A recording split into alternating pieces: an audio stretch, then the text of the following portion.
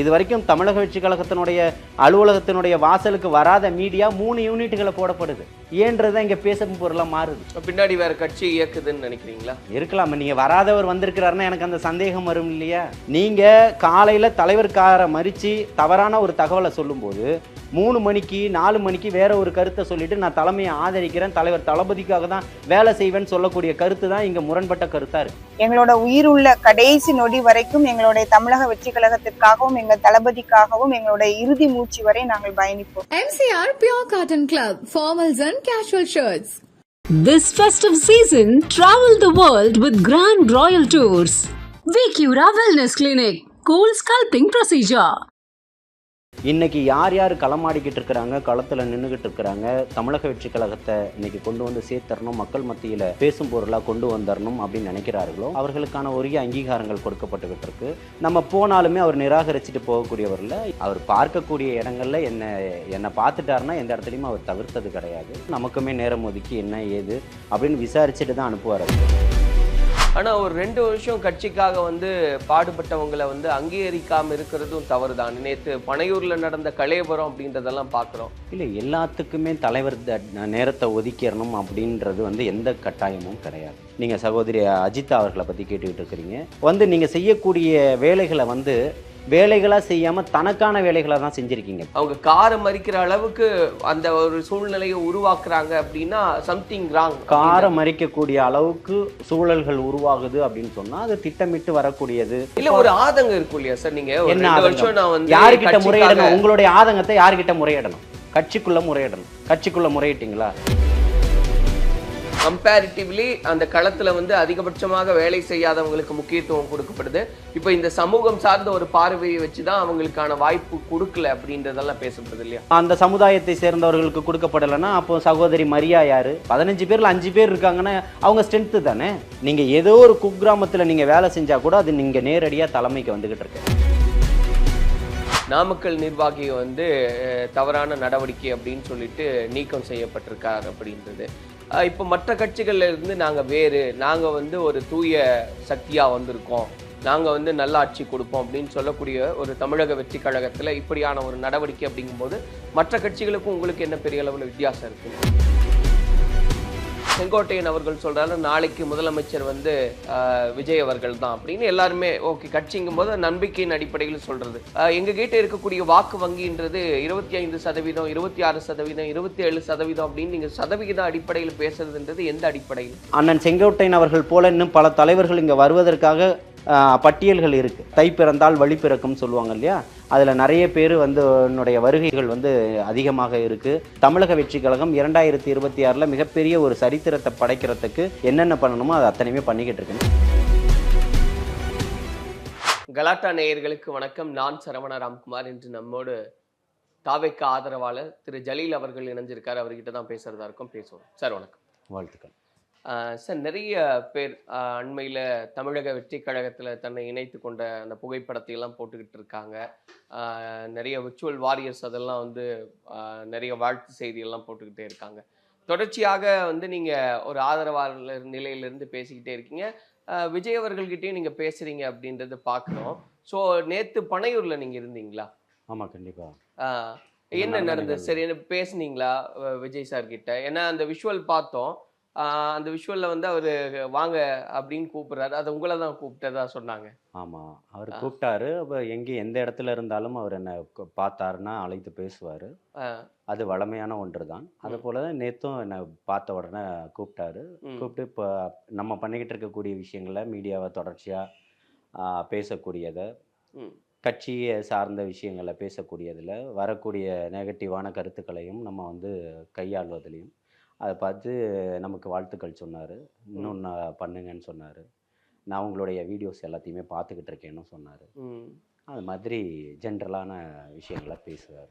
Okay, நேற்று நடந்த சந்திப்புன்றது கிட்டத்தட்ட எத்தனை தடவை நீங்கள் அவரை பார்த்து பேசுறதுக்கான வாய்ப்பாக இருக்குது? ஒரு 4வது முறைன்னு சொல்லலாம். அவரை சந்தித்து பேசுகிறார். அவர் எப்பவுமே பார்த்தாருன்னா உடனே அழைத்துருவார். இப்போ நிறைய கூட்டங்கள் இருக்கும். நம்ம அவரை பார்க்கணுன்ற எங்கேயும் முண்டி அடிச்சுட்டு நம்ம ஓடுனதும் கிடையாது. இல்லை அவரை பார்க்கணுன்ற அப்பாயின்மெண்ட்டு கேட்டதும் கிடையாது. அந்த மாதிரி பண்ணதில்லை. அவர் பார்க்கக்கூடிய இடங்கள்ல என்னை பார்த்துட்டாருன்னா எந்த இடத்துலையுமே அவர் தவிர்த்தது கிடையாது. பார்த்த இடத்துல அதுக்கு முன்னாடியுமே வணக்கம் சொல்லுவார், நல்லா இருக்கீங்களான்னு கேட்பாரு, ஜென்ரலாக கடந்து போயிடுவார். கூப்பிட்டு பேசுறதுன்றது 4வது முறையாக பேசினார். ஏன்னா நேற்று அந்த விஷுவல் பார்க்க முடிஞ்சது. ரொம்ப நேரம் நின்று வெயிட் பண்ணி அது அவர் கை காமிச்சு வாங்க அப்படின்னு சொல்லி அதுக்கப்புறம் தான் நீங்கள் போய் பேசுறீங்க. ஆமாம். அதுக்கப்புறம் பார்த்து நான் பேசிட்டு தான் வந்தேன். இப்போ எதுக்காக அந்த கேள்வியா நான் கேட்டேன் அப்படின்னா, தொடர்ச்சியாக வந்து புதுசா கட்சியில இணையக்கூடியவங்க சொல்லக்கூடிய ஒரு மிகப்பெரிய வார்த்தை என்னவா இருக்குன்னா, ஒரு அங்கீகாரம் கொடுக்குறாங்க தமிழக வெற்றி கழகத்தை பொறுத்த வரைக்கும். தலைவர் அவ்வளவு தூரம் வந்து அங்கீகரிக்கிறாரு அப்படின்னு. அதுதான் நீங்க ஃபீல் பண்றீங்களா அந்த ஒவ்வொரு சந்திப்பும் அப்படின்னு? நிச்சயமாக. அதாவது அந்த கட்சியினுடைய அடிப்படையில் வந்து அண்ணன் பொதுச் செயலாளர் அவர்களாக இருந்தாலும் சரி, யாராக இருந்தாலும் சரி, ஒரு கிளை கழகத்தில் இருக்கக்கூடியவராக இருந்தாலும் பொதுச் செயலாளர் அவர் பேரை சொல்லி கூப்பிடுவார். அந்த அளவுக்கு தான் ஒரு பாண்டிங்கோட தொடர்புல இத்தனை ஆண்டுகளாக போய்கிட்டு இருக்கிறார். அவங்களுடைய மக்கள் இயக்கமாக இருப்பதற்கு முன்னாடியிலிருந்து இருக்கக்கூடிய நிர்வாகிகள் கூட இருக்கிறாங்க. இன்னைக்கு யார் யார் களமாடிக்கிட்டு இருக்கிறாங்க, களத்தில் நின்றுக்கிட்டு இருக்கிறாங்க, தமிழக வெற்றி கழகத்தை இன்னைக்கு கொண்டு வந்து சேர்த்தரணும், மக்கள் மத்தியில் பேசும் பொருளாக கொண்டு வந்துடணும் அப்படின்னு நினைக்கிறார்களோ, மக்கள் மத்தியில் எதிர்கட்சிகளினுடைய சூழ்ச்சிகளால் வரக்கூடிய கருத்துக்களை எப்படி நம்மலாம் என்னை போன்ற ஊடகவியலில் உட்கார்ந்து பேசக்கூடியவர்களாக இருக்கட்டும், அவர்களை வச்சு அதை களமாடுறார்களோ அவர்களுக்கான உரிய அங்கீகாரங்கள் கொடுக்கப்பட்டுக்கிட்டு இருக்கு. அவர்களோட தொடர்ச்சியாக பேச்சுவார்த்தை நடத்திக்கிட்டு இருக்கிறாங்க. இப்போ நான்லாம் வந்து குறைஞ்சபட்சம் வாரத்தில் ஒரு 2-3 நாள் கண்டிப்பாக பொதுச் செயலாளர் அவரை சந்திப்பேன். பேசுகிறதுக்கான வாய்ப்புகள் கிடைக்கும். நம்ம போனாலுமே அவர் நிராகரிச்சுட்டு போகக்கூடியவரில் எல்லாருக்குமே நேரம் ஒதுக்கும்போது நமக்குமே நேரம் ஒதுக்கி என்ன ஏது அப்படின்னு விசாரிச்சுட்டு தான் அனுப்புவாரை தவிர்த்து, அந்த மாதிரி தான் ஒரு கட்சிக்கான கட்டமைப்புகளை சரியான முறையில் கையாண்டு கொண்டு போகிறதும் வரக்கூடியவர்களை அரவணைப்பதும் தமிழக வெற்றி கழகம் நல்ல ஒரு மதிப்பை தான் ஏற்படுத்தியிருக்கு. இல்லை, நீங்கள் இதெல்லாம் சொல்லும்போது நிறைய கட்சியில் இணைந்தவர்களும் அதே தான் சொல்கிறாங்க. இந்த மாதிரி ஒரு அங்கீகாரம் அப்படின்றது பெரிய விஷயம். அவர் நிறைய கவனிக்கிறாரு, பாயிண்ட் அவுட் பண்ணுறாரு. இந்த மாதிரி இந்த விஷயம் எல்லாம் நான் உங்ககிட்ட கவனிச்சுக்கிட்டே இருக்கேன் அப்படின்னு ஒருத்தர்கிட்டையுமே அதை பேசுகிறாரு அப்படின்றதெல்லாம் சிறப்பான விஷயம்தான். ஆனால் ஒரு 2 வருஷம் கட்சிக்காக வந்து பாடுபட்டவங்களை வந்து அங்கீகரிக்காமல் இருக்கிறதும் தவறு தான். நேற்று பனையூரில் நடந்த கலேபரம் அப்படின்றதெல்லாம் பார்க்குறோம். கட்சியில் இவ்வளவு 2 வருஷமா அவங்க வந்து நிறைய வேலைகள் எல்லாம் செஞ்சுருக்காங்க தூத்துக்குடியில். அப்போ வந்து அவங்களுக்கான ஒரு டைம் கூட அவர் தலைவர் ஒதுக்கல, காரை மறிக்கிறாங்க. இந்த காட்சிகள்லாம் பார்க்க முடியுது. இல்லை, எல்லாத்துக்குமே தலைவர் நேரத்தை ஒதுக்கிடணும் அப்படின்றது வந்து எந்த கட்டாயமும் கிடையாது. நான் வந்து என்னுடைய விருப்பப்பட்டு ஒரு வேலைகளை செஞ்சுக்கிட்டு இருக்கேன். அந்த வேலைகள் வந்து அவரை போய் சென்றடையணும் முதல்ல. அதன் மூலயமா அவர்கள் ஈர்க்கப்படணும். நான் யாருக்காக வேலை செய்கிறேன்றது அவர்களுக்கு தெரியணும். அப்போ எதுவுமே தெரியுதா இல்லையான்றதுனால நீங்கள் பண்ணக்கூடிய பணிகளை வந்து எந்த இடத்துலையும் நம்ம தவறாக பதிவு பண்ணலை, செஞ்சுருக்கோம். நீங்கள் சகோதரி அஜிதா அவர்களை பற்றி கேட்டுக்கிட்டு இருக்கிறீங்க.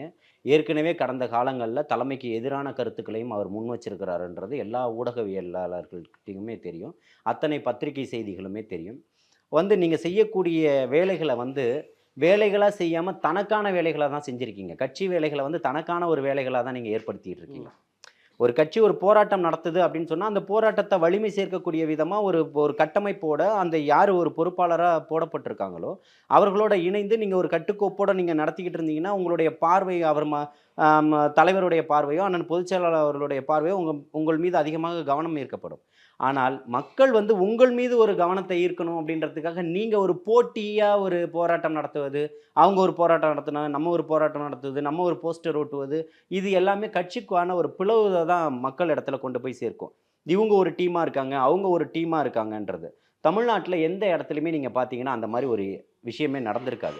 கட்சியில் பல ஆண்டுகள் பயணிச்சிருப்பாங்க, ஆனால் இன்று வந்த ஒரு சிலருக்கு கூட முக்கியத்துவம் கொடுக்கப்பட்டிருக்கும்.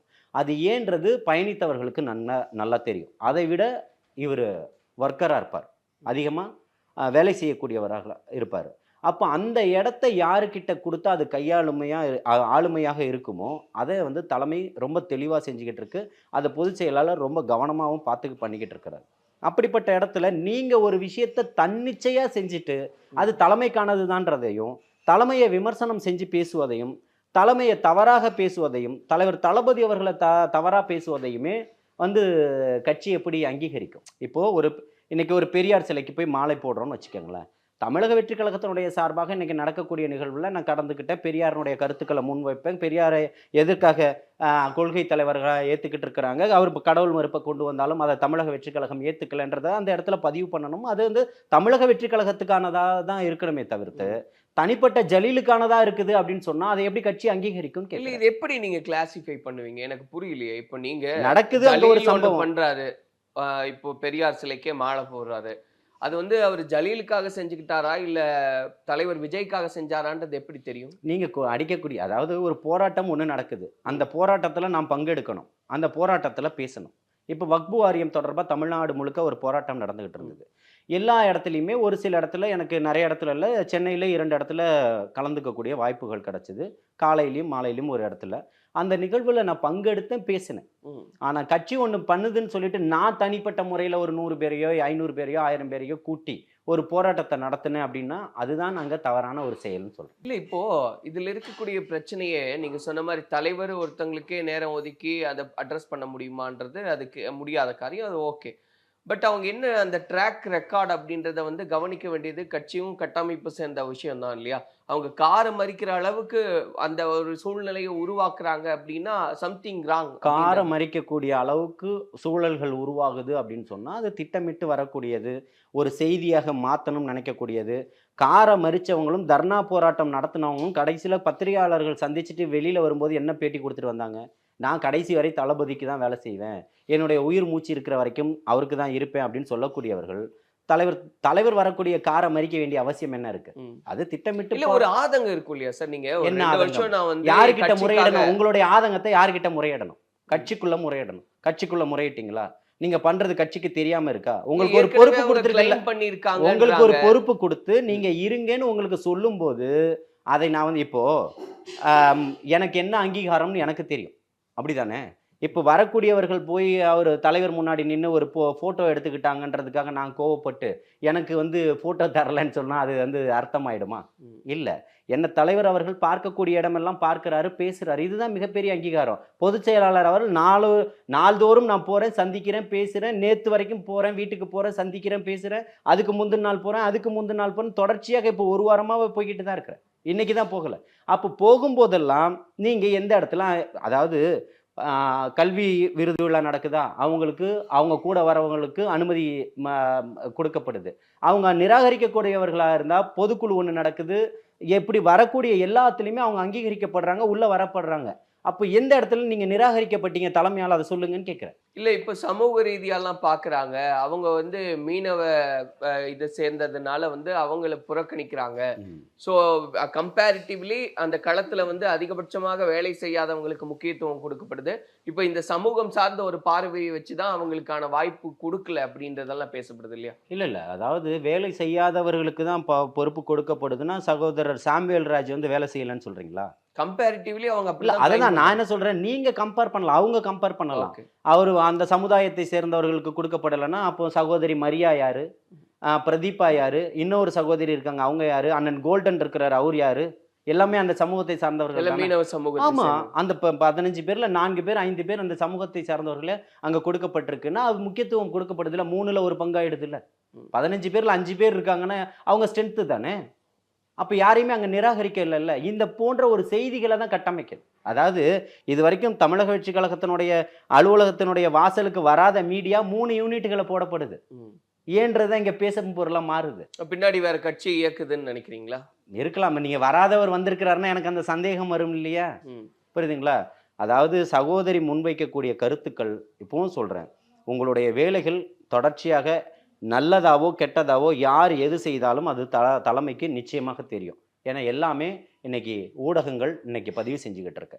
எதையுமே மறைச்சு கொண்டு போயிட முடியாது. நீங்கள் ஏதோ ஒரு குக்கிராமத்தில் நீங்கள் வேலை செஞ்சால் கூட அது நீங்கள் நேரடியாக தலைமைக்கு வந்துக்கிட்டு இருக்கு. நான் செய்யக்கூடிய வேலைகள் எல்லாம் மீடியாக்களில் பேசக்கூடியதெல்லாம் டெய்லியுமே எடுத்து தலைவர் தளபதி அவருடைய நம்பர் என்கிட்ட கொடுத்து நான் அனுப்பி வச்சுக்கிட்டா பார்த்துக்கிட்டு இருக்கிறாரு. இல்லை, இன்னைக்கு ஊடகங்கள் அந்த மாதிரி அவ்வளோ வேகமாக போய்கிட்டு இருக்கு. இன்னைக்கு மெயின் ஸ்ட்ரீம் மீடியான்னு சொல்லக்கூடியதை விட மிஞ்சிருச்சு இன்னைக்கு யூடியூப் சேனல்கள் எல்லாமே. உடனுக்குடனே செய்திகளை கொண்டு போய் சேர்த்துக்கிட்டு இருக்கு. இன்னைக்கு அந்த செய்திகள் ஒரு பக்கம் அடுத்த நிமிஷம் ஒரு அரை மணி நேரத்தில் அந்த செய்திகள் போயிட்டாலும் இந்த மாதிரி யூடியூப் மீடியாக்களில் போடக்கூடிய செய்திகள் ஒரு வாரம் 1 மாதம் ஆனாலும் அதில் தான் இருக்குது. அதை உடனே போய் பார்க்கக்கூடிய அளவுக்கு ரொம்ப எளிமையாயிடுச்சு. அப்போ ஒருத்தருடைய கருத்துக்களையும் உழைப்புகளையும் யாரும் ஏமாத்திட முடியாது. அப்போ உங்களுக்கு ஏன் இந்த பிரச்சனைன்றதை நீங்க யோசிக்கணும். நீங்க காலையில தலைவர் காரை மறிச்சு தவறான ஒரு தகவலை சொல்லும்போது 3 மணிக்கு 4 மணிக்கு வேற ஒரு கருத்தை சொல்லிட்டு நான் தலைமையை ஆதரிக்கிறேன், தலைவர் தளபதிக்காக தான் வேலை செய்வேன்னு சொல்லக்கூடிய கருத்து தான் இங்க முரண்பட்ட கருத்தா இருக்கு. நீங்க கொண்ட கொள்கையில உறுதியா இருக்கணும். உங்களுடைய கருத்துக்கள்ல தெளிவு இல்லை. உங்களுடைய கருத்துக்கள் சகோதரி அஜிதா அவர்கள்ட்ட கடந்த காலங்களில் 1 வருஷத்துக்கு முன்னாடி திருநெல்வேலி மாவட்டத்தை சேர்ந்த மாவட்ட செயலாளரான அண்ணன் இறந்துட்டாரு. இன்னைக்கு சஜி அவர்கள் அவர்களுடைய தலைமையில் இருக்கும்போது அவர்கள்ட்ட என்னையே பேச்சுவார்த்தைக்காக அனுப்பியிருக்காங்க. அப்பவுமே என்ன சொல்லப்பட்டதோ அவங்களுக்கான பொறுமை தான். இப்போ அன்னையிலிருந்து இன்னைக்கு பார்த்தோன்னா இன்னைக்கு தான் தூத்துக்குடி மாவட்டத்துக்கு பொறுப்பாளர்கள் போடப்பட்டிருக்கு. இன்னைக்கு அதை விட இன்னும் அதிகமான ஒரு பொறுப்பை கூட மாநில லெவலில் கூட ஒரு பொறுப்பு அவர்களுக்கு கொடுப்பதற்கான ஒரு நேரம் காலமாக கூட தலைமை எடுத்துக்கிட்டு இருக்கலாம். ஆனால் நீங்கள் அந்த கொள்கையில் சரியா இல்லையே.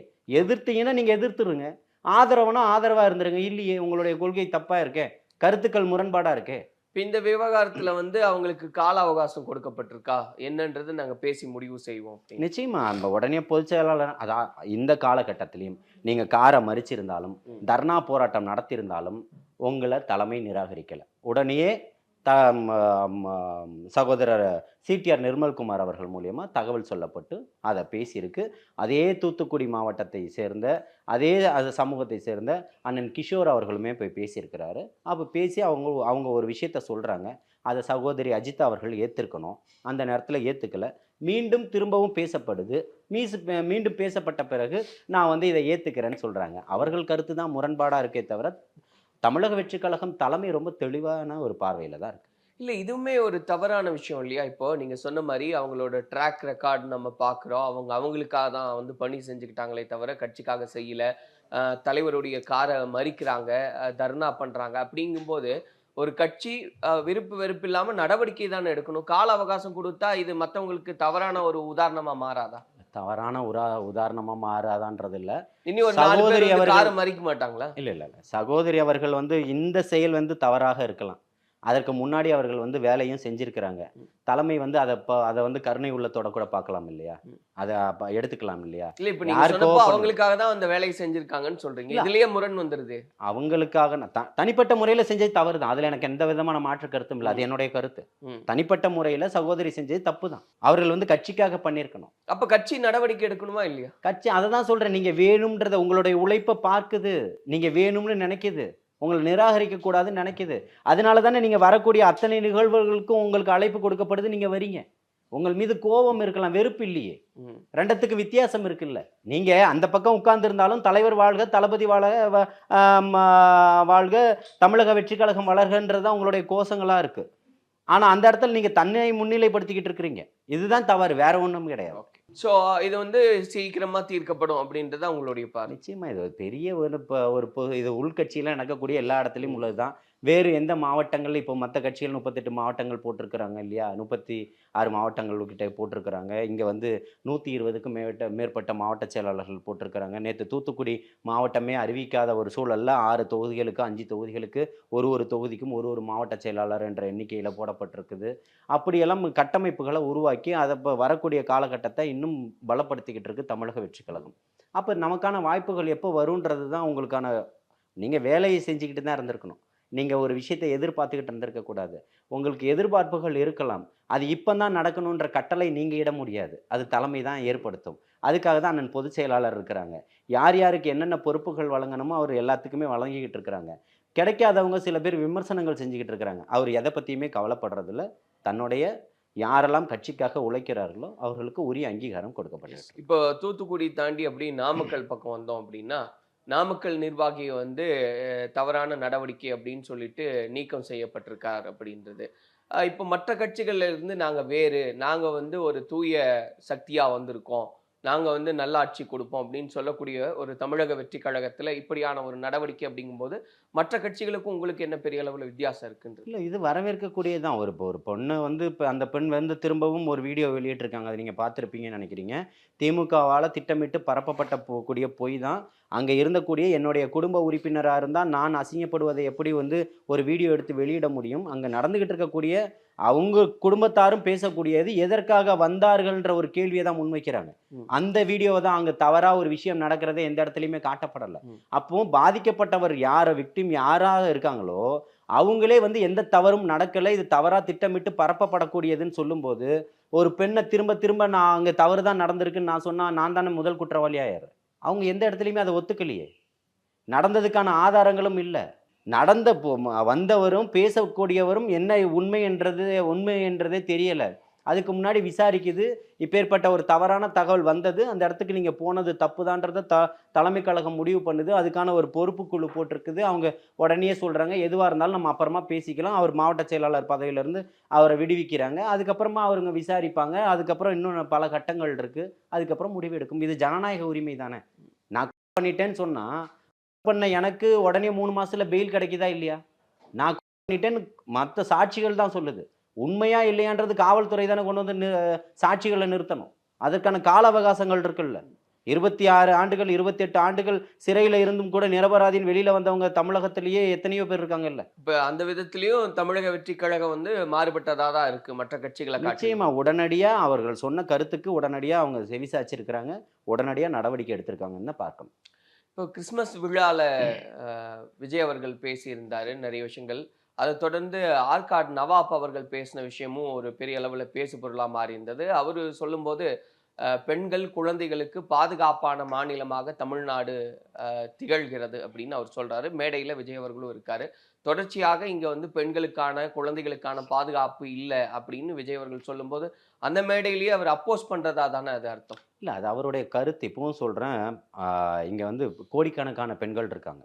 எல்லாருமே பாதுகாப்பற்ற சூழலில் இருக்காங்கன்னா இல்லை. பாதுகாப்பற்ற சூழல்களில் கல்லூரி ஒரு வளாகத்துக்குள்ள ஒரு பாதுகாப்பற்ற சூழல் இருக்குன்றத உண்மையை நம்ம எடுத்து சொல்கிறோம். அப்போ அதை உணரக்கூடியது தான். ஒரு இன்டர்நேஷ்னல் ஏர்போர்ட்டுன்னு சொல்லக்கூடிய கோவை விமான நிலையத்துக்கு பின்னாடி இப்படி ஒரு சம்பவம் ஏற்பட்டிருக்குது. அது தீவிர ஒரு சமூக விரோதிகளினுடைய கூடாரமாக மாறிக்கிட்டு இருக்குன்றது தான் நம்ம பார்க்கணும். எந்த இடத்துலன்றதான் பார்க்கணும். இப்போ தவிர பொத்தாம் பொதுவாக நம்ம சொல்லிட்டு போயிடக்கூடாது. இன்னைக்கு ஆற்காடு நவாபனுடைய வாரிசுகள் வந்து இன்னைக்கு அந்த இடத்துல அவர் பேசிட்டாருன்றதுக்காக ஒட்டுமொத்தத்துக்கும் திமுக தான் காரணம்னு சொல்ல முடியுமா? இன்னைக்கு கடந்த காலங்கள் 10 ஆண்டுகள் தொடர்ச்சியாக அதிமுக ஆட்சியில் இருந்திருக்கு. அப்போ அதுக்கு பங்களிப்பு இல்லைன்னு சொல்லிட முடியுமா? அப்போ அவங்க தான் அதிகப்படியாக தொடர்ச்சியாக ஏற்கனவே 3 முறை ஆட்சி செஞ்சிருக்கிறாங்க. அப்போ இந்த கிரெடிட்லாம் அதிமுகவுக்கு தான் சொல்ல முடியுமா? ஒரு பாயிண்ட் வந்து திராவிட கட்சிகள் நல்லா ஆட்சி செஞ்சிருக்காங்க, அதனால தான் பெண்களுக்கும் குழந்தைகளுக்கான பாதுகாப்பு இருக்குன்ற மீனிங் தான் வரும். இல்லை, அதை திரும்பவும் அதை தான் நான் சொல்கிறேன். இங்கே கோடிக்கணக்கான பேர் இருக்காங்க தொடர். அதையும் நம்ம பார்க்கணும். எல்லாத்தையுமே நம்ம சொல்லலை. நடக்கக்கூடிய தவறுகளை ஏன் நீங்கள் தடுக்க மறுத்துட்டீங்க? மறந்துடுச்சு, ரவுடித்தனம் அதிகரிச்சிருச்சு, போதை கலாச்சாரங்கள் இங்கே அதிகரிச்சுக்கிட்டு இருக்கு, கலாச்சார சீர்கேடுகள் இன்னைக்கு அதிகரிச்சுக்கிட்டு இருக்குது, மத போத சூழல்கள் வந்து பார்த்திங்கன்னா மத சூழல்கள் வந்து உருவாகக்கூடிய ஒரு சூழலுக்கு இன்னைக்கு போய்கிட்டு இருக்குன்றதுமே இந்த ஆட்சி காலத்தில் தான் அதிகப்படியாக பேசும் பொருளாக மாறி இருக்கு. ஒத்துக்கிறீங்களா? இதை இப்படி தான் பார்க்கணுமே தவிர்த்து எல்லா இடத்துலையுமே பாதுகாப்பாக இல்லைன்னு. தமிழக வெற்றி கழகம் சேலத்தில் மாநாடு நடத்துது. வரக்கூடிய சகோதரிகள் பேட்டி கொடுக்குறாங்க, நாங்கள் ரொம்ப சேஃப் அண்ட் செக்யூராக நாங்கள் வந்து பாதுகாப்பாக வந்தோன்னு. ஏங்க நீங்கள் பாதுகாப்பாக வந்தேன்னு சொல்கிறீங்க? உங்கள் தலைவர் தமிழ்நாட்டில் பாதுகாப்பு இல்லைன்னு சொல்கிறாரு, நீங்கள் அதையே சொல்லுங்கன்னு சொல்ல முடியுமா? இடம் பொருள் ஏவல்னு ஒன்று இருக்குது. எந்த இடத்துல என்ன பேசணும்னு இருக்குது. அதை அவர் பேசியிருக்கிறாரு. அவருடைய கருத்தை அவர் பதிவு பண்ணியிருக்கிறாரு. தமிழ்நாடு மற்ற உலகத்தில் இருக்கக்கூடிய உங்களுக்கெல்லாம் மிகப்பெரிய முன்னோடியாக இருக்கக்கூடிய ஒரு மாநிலமாக இருக்குது. அது எல்லாருமே, அது கல்வியிலும் சரி அறிவியல்லையுமே சரி, புரியுதுங்களா?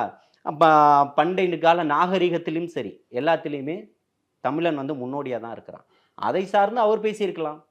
அது இப்போ மற்ற மாநிலங்களில் பார்க்கும்போது இங்கே கலாச்சார அதாவது முதல்வர் அவர் வந்து அண்ணா பல்கலைக்கழகமான பிரச்சனையாக இருக்கட்டும், இல்லை அண்ணா நகர் சிறுமி பாலியல் வன்புணர்வு பிரச்சனைகளாக இருக்கட்டும், எல்லா இடத்துலையுமே பார்க்கும்போது உடனே ஒரு லிஸ்ட்டு கொடுப்பார். இந்த மாநிலத்தில் இத்தனை பேர் பாலியல் வன்புணர்வுக்காக இது பண்ணப்பட்டிருக்காங்க, நம்ம மாநிலத்தில் கம்மின்னு. நான் கேட்குறேன், கம்மியாக அதிகமானு கேட்கல. இங்கே நடந்தது சரியா தவறான்னு தான் விவாதிக்கணும் இல்லையா?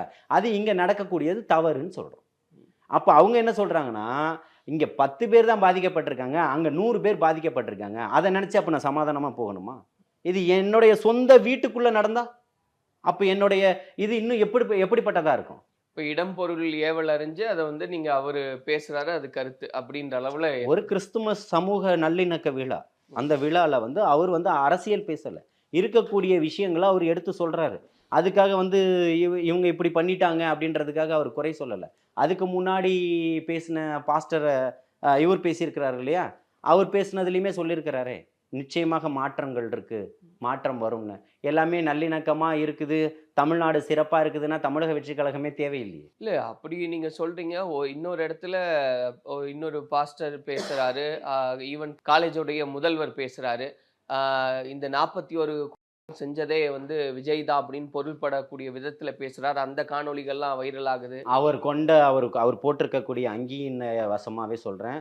அவர் ஏத்துக்கிட்ட கிறிஸ்தவத்தின் அடிப்படையில, அவர் படிக்கக்கூடிய வேதத்தின் அடிப்படையில அந்த பைபிள சாட்சியா வச்சு சத்தியம் பண்ணி சொல்லுவாரா? ஆனா இப்படி இல்ல, நான் சொல்லிடுறேன். எஸ். நானும் 5 நேரம் தொழுகிறேன். என்னுடைய குரானின் அடிப்படையில நான் குரானை வச்சு சத்தியம் பண்றதுக்கு தயாரா இருக்கிறேன். அவர் பைபிளை வச்சு சத்தியம் பண்றதுக்கு தயாரா இருக்கிறாரா? 41 கோயிலுக்கும் அவர்தான் சாட்சின்னு அவர் யாரை வேணா கடவுளா எடுத்துக்கிட்டோம். ஜீசஸை சொல்லட்டும், மேரியை சொல்லட்டும், இல்லை யாரோ ஒருத்தர் டாவின்சி கோட்ல உள்ளதை கூட எடுத்து சொல்லட்டும். அவர் போட்டிருக்க அவருடைய பாஸ்டராக இருக்கிறாரு. அவர் ஒரு பொறுப்புல இருக்கிறாரு. கிறிஸ்துவ மக்கள்ல ஒரு சிலருடைய அங்கீகாரமா அவர் இருக்கிறாரு. ஆனால் பைபிள் எல்லாத்துக்குமே ஒன்று தானே அவங்களுக்கு. பழைய ஏற்பாடு புதிய ஏற்பாடு இருக்குல்ல. அவர் எந்த ஏற்பாடை எடுத்துக்கிறாரோ அந்த ஏற்பாட்டில் அவர் சத்தியம் பண்ணி சொல்றதுக்கு தயாரா இருக்கிறாரா? அரசியல் கட்சியினுடைய தலைவர்களுடைய அடிநாதமா பேசக்கூடாது.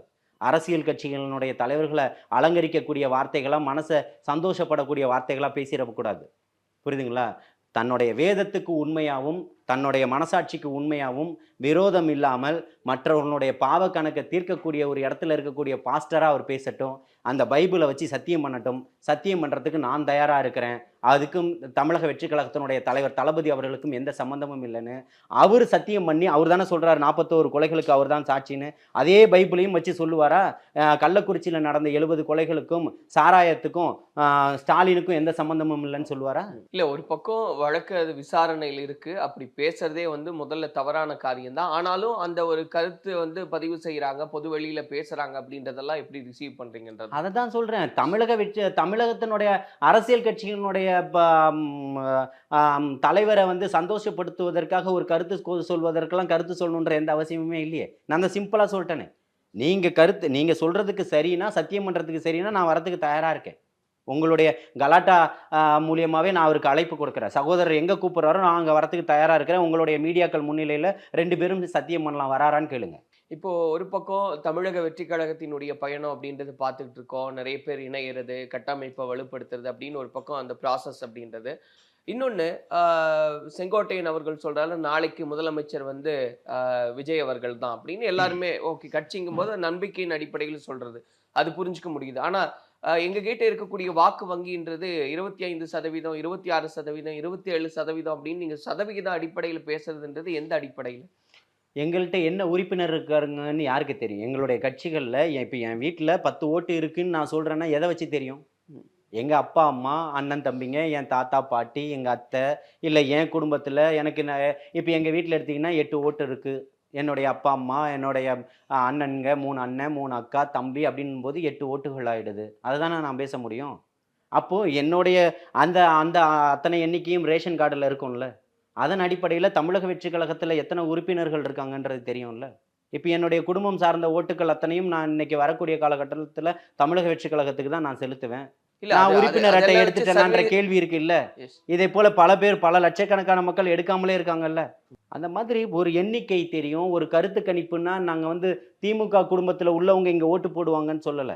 இன்னைக்கு அந்த சூழல்கள் இன்னைக்கு உருவாயிருக்குன்றத சொல்றோம். திமுக குடும்பத்திலேயே இன்னைக்கு அந்த மாதிரி மாற்றங்கள் இருக்கு. இல்ல, அது எப்படி பெர்சன்டேஜ் கால்குலேஷன் வரீங்கன்றதான் கேட்கிறேன். இப்போ நீங்க வந்து உறுப்பினரா பதிவு செஞ்சிருக்காங்க, இவ்வளவு பேர் பதிவு செஞ்சிருக்காங்க, நாங்க ஒரு இலக்கை வச்சு நாங்க போயிட்டு இருக்கோம்னாலும் கூட இது 25, 26, 27 அப்படின்னு நீங்களே அதை எக்ஸாசரேட் பண்றீங்களா? இல்ல நான் வந்து ஆரம்ப காலகட்டத்தில் முதல் மாநாடு நடப்பதற்கு முன்னாடியே 16% 18% வாக்குகள் அவருக்கு இருக்குன்றத நான் என்னுடைய கருத்தின் அடிப்படையிலும் அவரோட உறுப்பினர்களுடைய அடிப்படையிலும் அங்கே வர இவ்வளோ கூட்டங்கள் வரும் அப்படின்றதுலையும் சிறுபான்மை மக்களுடைய வாக்குகள் இவ்வளவு சிதறும் அப்படின்றதுலையும், ஏன்னா சிறுபான்மை மக்கள் மிகப்பெரிய ஒரு இயக்கத்தில் இருந்தாங்க. குறிப்பாக இஸ்லாமிய சமூகம் தொடர்ச்சியாக ஏமாற்றப்பட்டுக்கிட்டே இருந்துச்சு.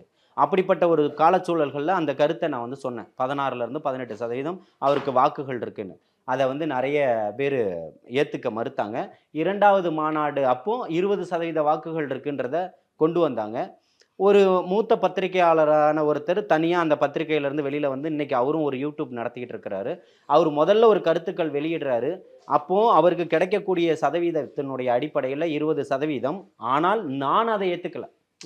கருத்துக்களினுடைய அடிப்படையில் வந்த சதவீதத்தை அவருடைய தொலைக்காட்சியிலேயே அந்த வலையொலியிலேயே அவர் போடுறாரு. அதையுமே அவர் ஏற்றுக்கலன்றாரு. எந்த அடிப்படையில் இவ்வளவு சதவீதம் வாக்குகள் வந்திருக்கோ அதை தான் ஏற்றுக்கல. நான் வந்து 6-8% தான் கொடுப்பேன்னு சொல்றாரு. ஆனால் மீண்டுமே ஒரு கருத்து கணிப்பு எடுக்கப்பட்டு 2வது முறையாகவும் இதே தான் வருது, அதை நான் ஏற்றுக்கிறேன், 20% இருக்குன்னு அவர் சொல்லும்போது அப்போ 26% தொற்றுச்சு. இல்ல அவர் இன்னொன்னு சொல்றாரு, நீங்க ஓட் பேங்க் அதிகமாகும், அதுல மாற்று கருத்து இல்ல. ஆனா அது வெற்றி வாய்ப்பா மாறுமா, ஒவ்வொரு தொகுதியிலையும் அது வெற்றி இலக்கா மாறுமான்றது சந்தேகம் தான்றதையும் அவர் பதிவு. அதுல மாற்று கருத்தே இல்லை. அதாவது எனக்கு 25% இருக்கு அப்படின்னு சொன்னா இருக்கக்கூடியவர்கள் 25% அடுத்து இருக்கக்கூடிய 75% பங்கு போடும்போது யாரோ ஒரு இடத்துல இருக்கும்போது அது 25.1% இருக்கக்கூடியவர்கள் கூட வெற்றி பெறுவதற்கான வாய்ப்புகள் இருக்கு. அவருடைய கருத்தை நான் வந்து குறைத்து மதிப்பிடலை, அவருடைய கருத்தை நான் குறையும் சொல்லலை, தெளிவான கருத்துக்களை சொல்லுங்கன்னு தான் நம்ம சொல்றோம். இப்போ 30% வாக்குகள் எப்படி இருக்குன்றதும் இன்னைக்கு இன்னும் அண்ணன் செங்கோட்டையன் அவர்கள் போல இன்னும் பல தலைவர்கள் இங்க வருவதற்காக பட்டியல்கள் இருக்கு. புரியுதுங்களா? இந்த மாச கடைசிலேயோ இல்லை தை பிறந்தால் வழி பிறக்கும் சொல்லுவாங்க இல்லையா, அதில் நிறைய பேர் வந்து என்னுடைய வருகைகள் வந்து அதிகமாக இருக்குது. நிச்சயமாக இந்த இலக்குகள் வந்து மாறும். இந்த தமிழக வெற்றி கழகம் 2026 மிகப்பெரிய ஒரு சரித்திரத்தை படைக்கிறதுக்கு என்னென்ன பண்ணணுமோ அதை அத்தனையுமே பண்ணிக்கிட்டு இருக்குன்னு சொல்கிறேன். இப்போ தாவேகா தவிர்த்து மற்ற கட்சிகள் அப்படின்னு பார்க்கும்போது ஒரு கட்டத்தில் எல்லாருமே வேகம் எடுக்கிறாங்க இன்னுமே அப்படின்னு பார்க்குறோம். திமுக தேர்தல் அறிக்கையை தயார் பண்ணுறதுக்கான குழுக்கள் எல்லாம் அமைக்கிறாங்க. ஒரு பக்கம் அதிமுக பாஜக அப்படின்னு நம்ம பார்க்கும்போது பியூஷ் கோயல் வருகை அவங்க பேசுகிறாங்க. இன்னொன்று அதில் அடிஷ்னலாக நம்ம பார்க்கும்போது உங்களுக்கான அழைப்பு அப்படின்றது, ஏன்னா திமுக தான் குறி அப்படிங்கும்போது எங்களுக்கும் அதான் குறி வாங்க அப்படின்னு அவங்களுடைய அழைப்பை எப்படி பார்க்குறீங்க? ஏன்னா திரும்ப திரும்ப அந்த அழைப்பை அவங்க வைக்கிறாங்க இல்லையா? இல்லை, அது வந்து அறிஞர் அண்ணா அவர்கள் சொன்னது போல குஷ்டரோகியின் கையில் இருக்கக்கூடிய வெண்ணெய்க்கு சமமானது தான். ஒரு மதவாத மோதலை கொண்டு வந்து இங்கே திணிக்கணும்னு சொல்லிட்டு இந்த மாநிலத்தில் ஒரு சமூக நல்லிணக்கமாக வாழ்ந்துக்கிட்டு இருக்கக்கூடிய தமிழகத்தில் கொண்டு வந்து பாஜக வந்து ஒரு மதவாத போக்கை தான் இன்றைக்கி கையாண்டுகிட்டு இருக்கக்கூடியதுக்காக திமுகவை எதிர்க்கிறோன்ற பேரில் அவர்களை ஆதரித்து உள்ளே கொண்டு வரணுன்ற கொள்கை ரீதியான அடிப்படையில் அவர்கள் எதிரின்றதில் ரொம்ப கட்டமைப்போட தெளிவாக இருக்கிறாரு தலைவர் தளபதி அவர்கள். அதில் எந்த மாற்று கருத்துமே கிடையாது. நீங்கள் வந்து உங்களுக்கு வந்து இன்னைக்கு 4 சீட்டு இருக்குது, நீங்கள் இன்னைக்கு 10 சீட்டாக வரணும், இன்னைக்கு உங்களுடைய திட்டங்கள் எல்லாம் பிஜேபியினுடைய திட்டங்கள் எல்லாம் இந்த 5 ஆண்டு திட்டங்கள் கிடையாது. எல்லாம் 100 ஆண்டு காலம் 50 ஆண்டுகள் திட்டம் தான் இங்கே இருக்கும். இன்னும் 20 வருஷம் கழிச்சு ஆட்சியை தமிழகத்தில் அமைப்போமான்ற திட்டங்கள் தான் அவர்கிட்ட இருக்குமே தவிர்த்து இன்னைக்கு 4 சீட்டு இன்னைக்கு 10 சீட்டாக மாறாதுன்ற கனவு தான் இருக்கும். அப்போ ஓடக்கூடிய குதிரை ஏதோ அதில் ஏறணும், சவாரி செய்யணுன்றது தான் இருக்கும். இதுக்கு வித்திட்டவர் கருணாநிதி அவர்கள் தான், அதில் மாற்று கருத்தே கிடையாது.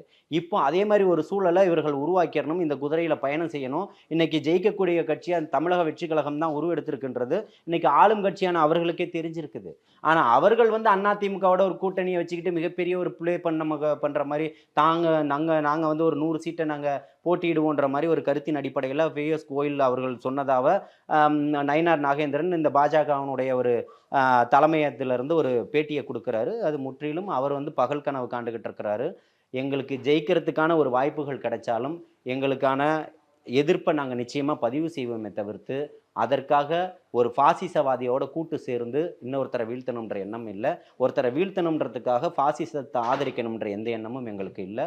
தமிழக வெற்றி கழகத்தினுடைய தலைமையை ஏற்று அதிமுக வருமானது உங்களுக்கு தெரியும், அது மிகப்பெரிய $1 மில்லியன் கொஸ்டின்ஸு. அதனால அது ரெண்டும் ஆகாதவங்க ஊருக்கு போகாதவங்க சொல்லக்கூடிய வழிகள் தானே தவிர்த்து வேற ஒன்றும் கிடையாது.